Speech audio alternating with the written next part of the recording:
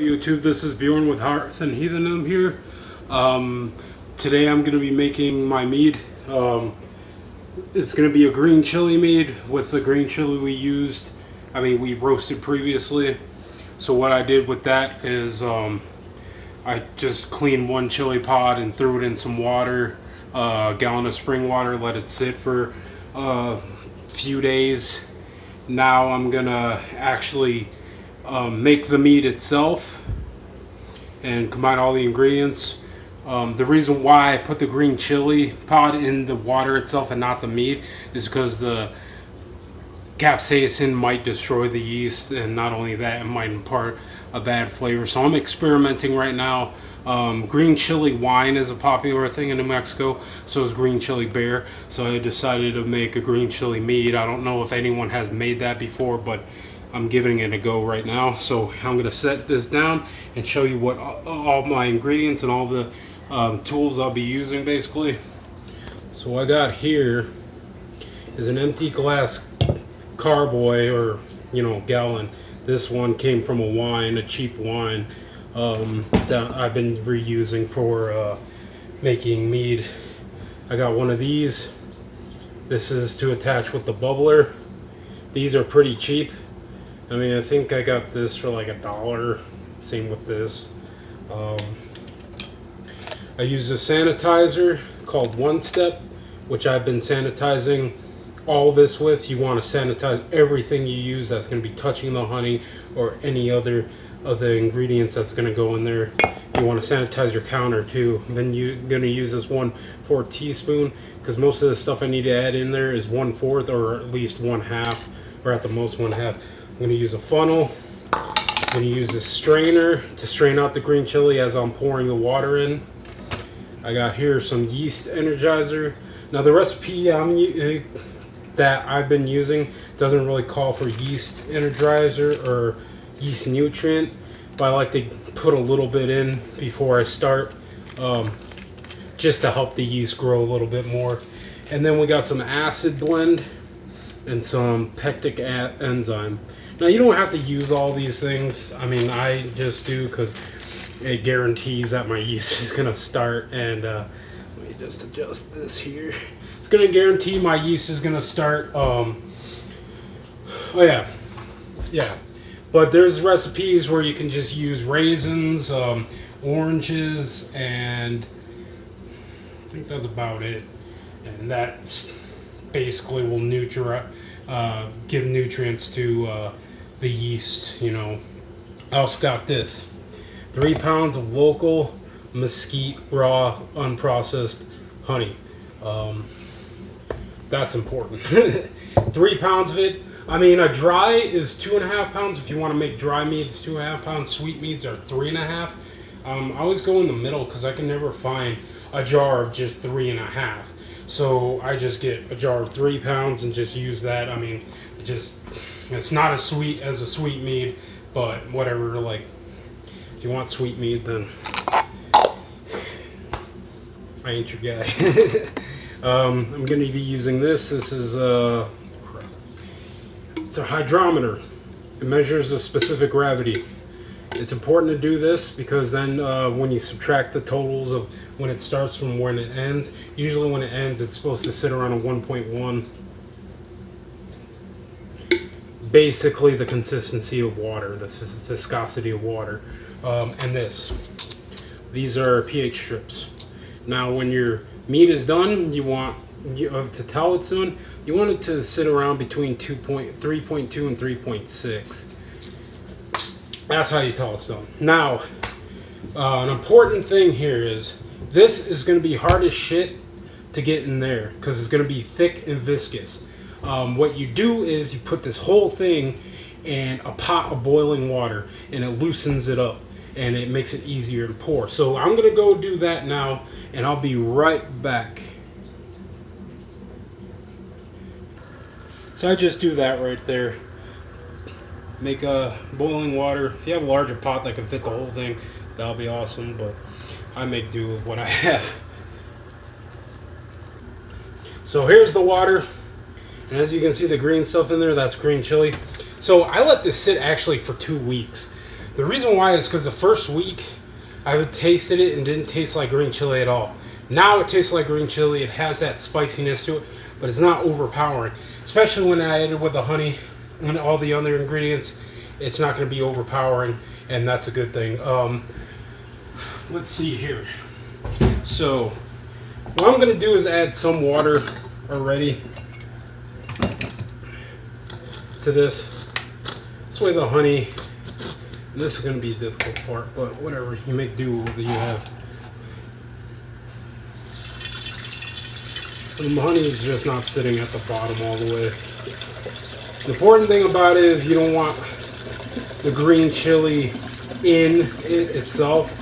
You just want the taste of the green chili with the water. So that's why I'm not adding the green chili in here. I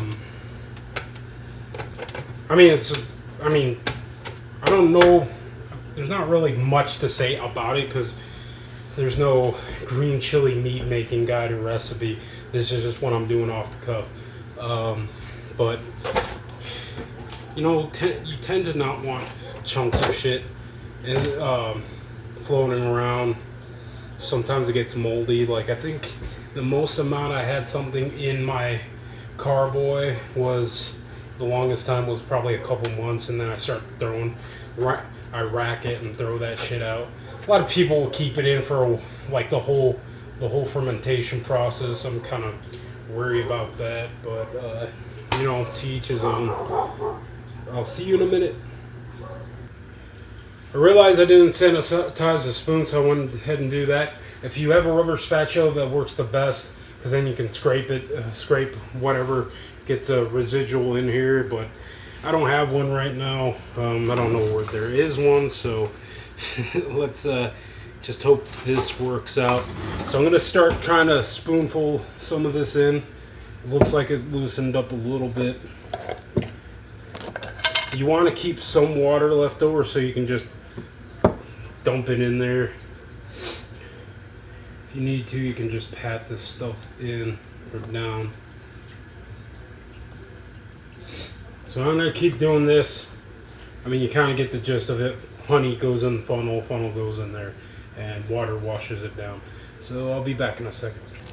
So I went ahead and sanitized the chopstick as well, so I could just poke it down there. Makes it a little bit easier to put it through. Because this is pretty much one of the hard parts. Trying to get all this honey in the container. The other hard part is shaking it up afterwards. That's the hardest part.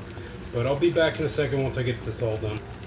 So boiling the honey seems to do a pretty good job of loosening it up. I almost got all of this in there. There's only a quarter of it left. But I'm going to go ahead and add in all these. I might just do 1/4 teaspoon of everything because, like I said, the yeast nutrient and energizer is unnecessary. Pretty much. I mean, mostly you'd use an energizer and nutrient if your yeast is stuck. But some people like to add it in before they start, before the fermentation begins. Just to, like I said, give it a little bit of extra motivation to get started, you know.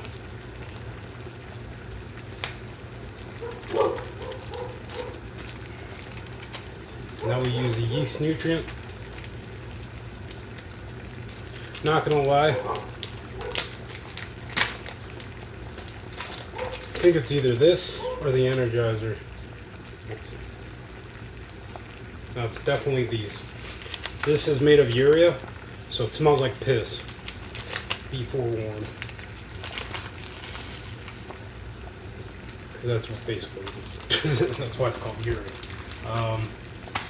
Okay, so I'm gonna dump the rest of the honey in and dump the rest of this in. Like I said, strain whatever you have in here out if you're gonna make a green chili mead or any kind of mead that has a lot of spice or capsaicin. Strain that out.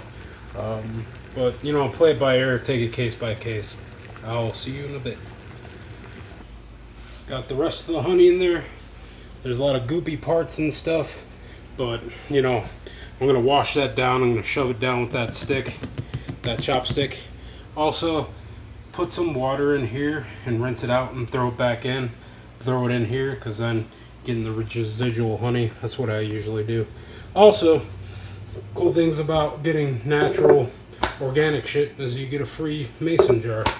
So that's always good. I'll be back in a second. So I still had a bunch of water left over. You don't want to fill it up too much. You should actually generally fill it up to here. This is just going to bubble up and get into the bubbler, but whatever. I don't want to mess with it and dump some of it out. So the next step is you're not going to put the yeast in until tomorrow around the same time. Give it 24 hours, let it sit completely, and then what you're going to do now, though, is the fun part. Technically, I should have used a regular cork, but well, you're going to shake it like this. Shake it and let it all blend together. And you're going to do it for 5 minutes straight.